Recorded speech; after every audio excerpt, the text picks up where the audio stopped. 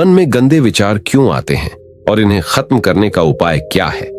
इसी सवाल को आज की इस वीडियो में हम गौतम बुद्ध की एक स्टोरी के माध्यम से जानेंगे। हम आज जानेंगे कि अपने गंदे विचारों पर और अपने मन दोनों पर कैसे काबू किया जाता है। तो चलिए वीडियो की शुरुआत करते हैं। बुद्ध एक शिष्य की कहानी सुनाते हैं जो लड़कियों को पानी भरते हुए देखकर पागल हो जाता है और वो किसी और चीज पर ध्यान केंद्रित करने में असमर्थ हो जाता है। अंततः उसके गुरु उसे रंगे हाथों लड़कियों का देखते हुए पकड़ लेते हैं और उसे वासना की प्रकृति को समझने में मदद करते हैं। उसे याद दिलाते हैं कि समस्या लड़कियां नहीं बल्कि उसका अपना मन है।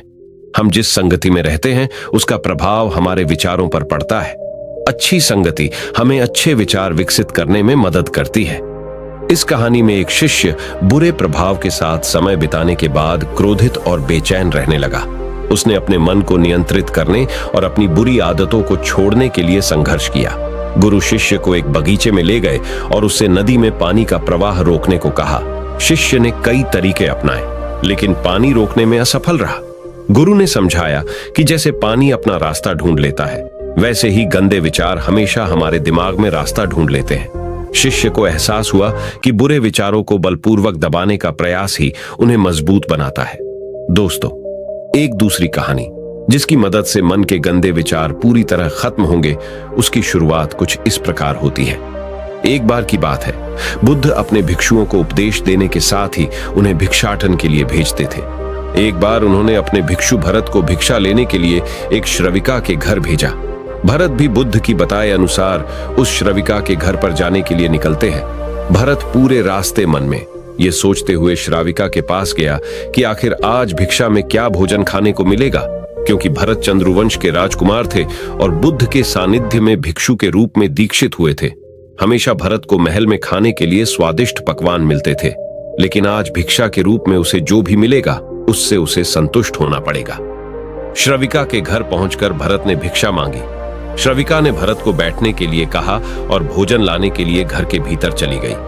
इधर भरत फिर से अपने प्रिय भोजन के बारे में सोचने लगे और जैसे ही श्रविका भोजन लेकर आई तो भरत अचंभित रह गए। भरत ने देखा कि श्राविका ने उनके लिए उनके पसंदीदा पकवान परोसे हैं और अपने प्रिय भोजन को देखकर वह खुश हो गए। भोजन ग्रहण करते हुए भी भरत यही सोच रहे थे कि महल में तो उन्हें भोजन के बाद विश्राम करने की आदत है, लेकिन आज उन्हें भोजन के बाद वापस तेज धूप में चलकर आश्रम जाना होगा। लेकिन भोजन के बाद श्रविका ने भरत को कुछ समय के लिए विश्राम करने का आग्रह किया।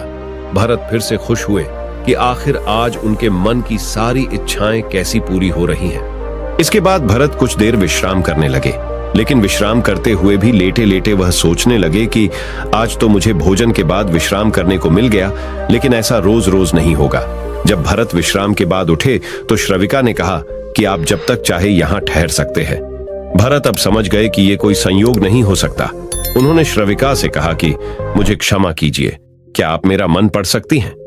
श्रविका ने हाँ में उत्तर दिया और कहा कि हाँ, मैं मन पढ़ सकती हूँ। शुरू में यह कठिन था, लेकिन फिर मैंने स्वयं के मन के विचारों को देखना शुरू किया। पहले मेरे विचारों की संख्या अनगिनत हुआ करती थी। इसके बाद मैंने विचारों पर ध्यान केंद्रित किया, बिना पक्ष विपक्ष के अपने विचारों को देखने लगी। इस तरह से धीरे धीरे मेरे मन में विचारों की संख्या कम होती गई और सारे व्यर्थ विचार दूर हो गए। इसके बाद से ही मैं दूसरों के मन में चल रहे विचार को पढ़ लेती हूँ। हालांकि श्रविका की बात सुनकर भरत घबरा गए। इसके बाद भरत ने श्रविका से आज्ञा ली और आश्रम के लिए निकल पड़े। रास्ते में भी भरत फिर से मन में आए, विचारों का स्मरण करने लगे कि श्रविका के बारे में उसके मन में अश्लील विचार भी आए थे। श्रविका ने उसे भी जान लिया होगा, वह मेरे बारे में क्या सोचती होगी। भरत खुद को लज्जित महसूस कर रहे थे। भरत ने आश्रम पहुंचकर गौतम बुद्ध से कहा कि अब मैं कभी भिक्षाटन के लिए नहीं जाऊंगा। बुद्ध ने भरत को पास बुलाया और कहा कि क्या हुआ है, तुम मुझे सारी व्यथा बताओ। भरत ने सारी बातें बुद्ध को बताई। इसके बाद बुद्ध ने कहा कि अगले 1 हफ्ते तक तुम भिक्षाटन के लिए उसी श्रविका के घर पर जाओगे, लेकिन तुम्हें इस बात का ध्यान रखना होगा कि कल भिक्षाटन के लिए जाते हुए तुम अपने चित्त को पूरे होश में रखना। तुम्हारे भीतर क्या विचार उठे उन पर ध्यान केंद्रित करना और यह भी ध्यान रखना कि तुम्हारे मन में कौन सी वासना उठ रही है। तुम कल इन सभी चीजों को ध्यान में रखकर जाना और इसके बाद मुझे वापस आकर बताना। अगले दिन भरत भिक्षाटन के लिए गए। बुद्ध के बताए अनुसार वह पूरे रास्ते अपने होश को जागृत रखते हुए चल रहे थे। जब श्राविका का घर आया तो भरत ने उससे भिक्षा मांगी।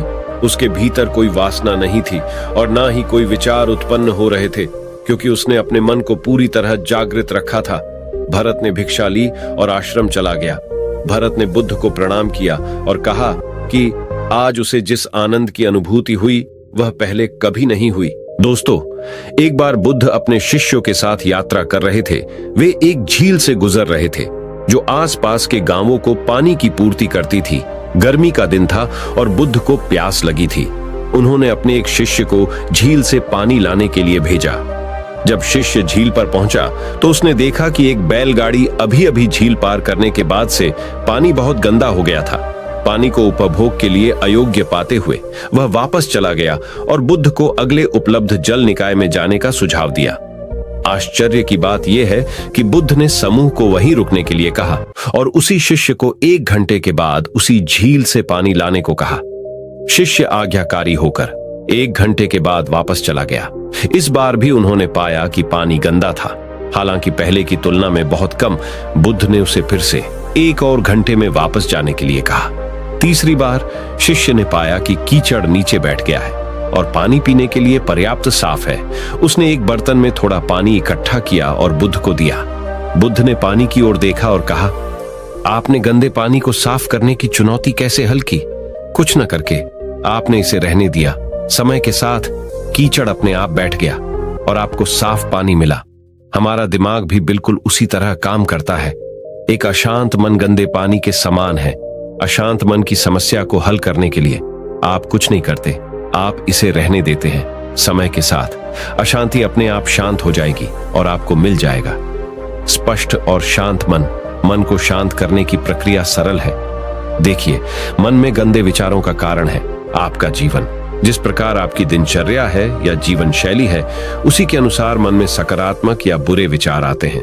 यदि आप अपना अधिकतर समय या खाली समय उन लोगों के साथ बिताते हैं जो दुखी हैं, अपने हालातों से परेशान हैं, जिनके मन में कुछ अच्छा होने की उम्मीद नहीं, ये लोग आपका परिवार हो सकता है, दोस्त, रिश्तेदार या आपके साथी कर्मचारी हो सकते हैं, तो फिर जाहिर है ना, उनके विचारों को सुनकर आपके मन में भी ऐसे ही विचार आएंगे जो या तो आपको गलत कामों को करने के लिए प्रेरित करेंगे, जिससे आपको क्षणिक सुख मिलेगा, या फिर ऐसे ख्याल आएंगे जो डराएंगे। इसलिए जीवन में कुछ अच्छा करना है और अपने दुखों से मुक्ति पानी है और एक बेहतर जीवन जीना है, तो आपको पुराना जीवन बदलना पड़ेगा। ऐसे लोगों की संगत से बाहर निकलना होगा जिनके साथ रहकर जीवन लगातार बदतर हो रहा है। इसलिए कहा गया है, सही संगति सही जीवन, बुरी संगति बुरा जीवन। तो पहले देखिए आप किस माहौल में कैसे लोगों की संगति कर रहे हैं। इसके बाद स्वयं ही जान जाएंगे बुरे विचार क्यों आ रहे हैं। यदि दिन रात एक ही ख्याल आपके मन पर छाया रहता है, तो सर्वप्रथम आप खुद को यह समझाइए कि यह विचार सत्य नहीं होते। आम इंसान के मन में दिन भर में सैकड़ों अच्छे या बुरे विचार आते हैं, पर क्या उन विचारों में सत्यता पाई जाती है? नहीं ना। अधिकतर ख्याल महज काल्पनिक होते हैं, लेकिन चूंकि हम जल्दी से मान लेते हैं, फिर चाहे वह बात सही हो या गलत, जैसे आप खुद को ही माने बैठे होंगे, अच्छे या बुरे। इसलिए इसी दिशा में अब आपको यह मानना है कि जो कुछ भी मुझे लगता है सच नहीं है, वो है नहीं। उदाहरण के लिए, आपको कुछ गलत होने के विचार मन में आ रहे हैं और आपने उन्हें मानकर उनसे रिश्ता जोड़ लिया है, तो ऐसी स्थिति में डरने से आप तभी बच सकते हैं जब आप अपने मन में ठान लोगो कि जो कुछ भी मुझे विचार आते हैं या मुझे जो लगता है वो सच नहीं होता, क्योंकि मात्र आपकी समझ ही आपको गंदे विचारों से बचा सकती है। क्योंकि जीवन में वस्तु, व्यक्ति और विचार ये तीनों ही रहेंगे, लेकिन मात्र विवेक यानी आपकी समझ ही आपको ये समझाएगी कि सही है और क्या गलत। मन यदि किसी छोटी बात पर उलझा हुआ है, तो जाहिर सी बात है आपके पास जीवन में कोई श्रेष्ठ कार्य करने के लिए नहीं है।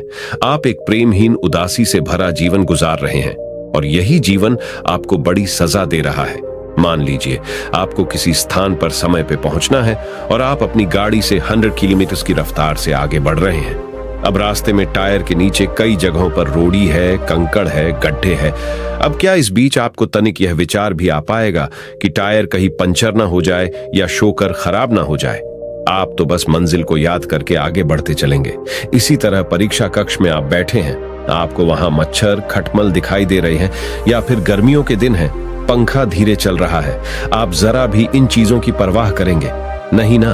आपका पूरा ध्यान प्रश्न पत्रिका को हल करने में लगेगा। आप कहेंगे, इतना समय किसके पास है जो इन चीजों पर ध्यान देगा? अगर मन इन छोटी बातों को पकड़ लेगा तो फिर साल भर की मेहनत खराब हो जाएगी। इन उदाहरणों के जरिए आप समझ गए होंगे कि जीवन आपसे कुछ बेहतर और ऊंचा काम मांग रहा है, लेकिन आप हैं कि अतीत के व्यर्थ के छोटे विचारों में समय गुजारकर जीवन गंवा रहे हो। अगर आप श्रम नहीं कर रहे हैं और मस्तिष्क व्यस्त नहीं है तो जाहिर है तरह तरह के ख्याल आपके दिमाग में उपजेंगे। कई बार किसी कार्य में लगे रहने के बावजूद दिमाग में व्यर्थ के विचार घूमते हैं, तो ये दर्शाता है कि आप अपना समय इससे कहीं और बेहतर जगह पर खर्च कर सकते हैं। इसके अलावा यह भी हो सकता है कि आप जीवन में श्रेष्ठ कार्य कर रहे हो, लेकिन अपना बचा समय आप उन लोगों या चीजों की गलत संगति में बिता रहे हैं, तो भी गंदे विचार आ सकते हैं। दिमाग में जब भी नकारात्मक विचार आए, कुछ अशुभ होने के संकेत मिले, तो यही बात मन में दोहराएं कि विचार हैं, सच्चाई नहीं। आपके मन में विचार आता है, घर से निकलने पर दुर्घटना हो सकती है, तो क्या आप इस विचार की सुनते हुए जरूरी कार्य की खातिर बाहर नहीं निकलते हैं ना? इसी तरह ऐसा कभी नहीं होगा जब आपके दिमाग में विचार शून्य हो जाए। विचार तो आते रहेंगे, पर एक बात तय है, किसी भी विचार पर प्रतिक्रिया देनी है या नहीं, यह आप पर निर्भर करता है। मान लें आपको अपनी नौकरी छीन जाने का विचार आता है, वास्तव में है तो यह सिर्फ एक ख्याल है, पर जब आप इस ख्याल के खिलाफ लड़ने लगते हैं तो फिर आपका बहुत सारा समय उसी विचार में उलझने में लग जाता है। पर अपने ही विचार से विद्रोह करने पर अंत में आपको कोई फायदा मिलता है नहीं। तो जब भी कुछ बुरा होने के विचार आने लगे तो अपने मन कहना कि मुझे फर्क नहीं पड़ता, विचार अच्छे आ रहे हैं या नहीं, मैं वही करूंगा जो सही है। एक कहानी के माध्यम से जानते हैं कि गंदे विचार साफ कैसे करें। एक विशाल सा गांव था जिसमें एक धनवान व्यक्ति रहता था। वह बड़ा ही विलासी था। हर समय उसके मन में भोग विलास, सुरा सुंदरी के विचार ही छाए रहते थे। वह खुद भी इन विचारों से त्रस्त था, पर आदत से लाचार वे विचार उसे छोड़ ही नहीं रहे थे। एक दिन अचानक किसी संत से उसका संपर्क हुआ। वह संत से अशुभ विचारों से मुक्ति दिलाने की प्रार्थना करने लगा। संत ने कहा, अच्छा, अपना हाथ दिखाओ। हाथ देखकर संत भी चिंता में पड़ गए। संत बोले, बुरे विचारों से मैं तुम्हारा पिंड तो छुड़ा देता, पर तुम्हारे पास समय बहुत ही कम है। आज से ठीक 1 माह बाद तुम्हारी मृत्यु निश्चित है। इतने कम समय में तुम्हें कुत्सित विचारों से निजात कैसे दिला सकता हूं? और फिर तुम्हें भी तो तुम्हारी तैयारियां करनी होगी। वह व्यक्ति चिंता में डूब गया और सोचने लगा, अब क्या होगा? चलो समय रहते। यह तो मालूम हुआ कि मेरे पास समय कम है। वह घर और व्यवसाय को व्यवस्थित व नियोजित करने में लग गया। परलोक के लिए पुण्य अर्जन की योजनाएं बनाने लगा कि कदाचित परलोक हो तो पुण्य काम लगेगा। वह सभी से अच्छा व्यवहार करने लगा। जब एक दिन शेष रहा तो उसने विचार किया, चलो एक बार संत के दर्शन कर ले। संत ने देखते ही कहा, बड़े शांत नजर आ रहे हो, जबकि मात्र एक दिन शेष है।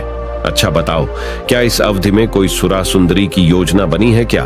व्यक्ति का उत्तर था, महाराज, जब मृत्यु समक्ष हो तो विलास कैसा? संत हंस दिए और कहा, वत्स, अशुभ चिंतन से दूर रहने का मात्र एक ही उपाय है, मृत्यु निश्चित है। यह चिंतन सदैव सम्मुख रखना चाहिए और उसी ध्येय से प्रत्येक क्षण का सदुपयोग करना चाहिए। इससे होगा एक ही, तुम्हारा मन तुम्हें गंदे विचारों से बचाया रखेगा। इसलिए मन में अगर गंदे विचार आते हो तो हमें उन गंदे विचारों को ना सोते हुए अपने सही कार्य की और अपना ध्यान केंद्रित करना चाहिए। इससे तुम्हारा मन साफ होगा और तुम्हें गंदे विचार आना बंद होंगे। गंदे विचारों को दूर करने का एक ही रास्ता है, अपने मन को तुम्हें बताना होगा कि आज से मैं किसी भी प्रकार के गंदे विचारों को अपने मन में थोड़ी भी जगह नहीं दूंगा। और बार बार इस चीज का चिंतन करके तुम्हारा मन अपने आप साफ होने लगेगा और गंदे विचार मन से दूर होने लगेंगे। दोस्तों, गौतम बुद्ध की गंदे विचारों पर यह प्रेरणादायक कहानी आपको कैसे लगी? ये कमेंट बॉक्स में कमेंट करके जरूर बताइए। और वीडियो अगर पसंद आया हो तो इस वीडियो को एक लाइक और चैनल को सब्सक्राइब जरूर कर दीजिए। नमो बुद्धाय।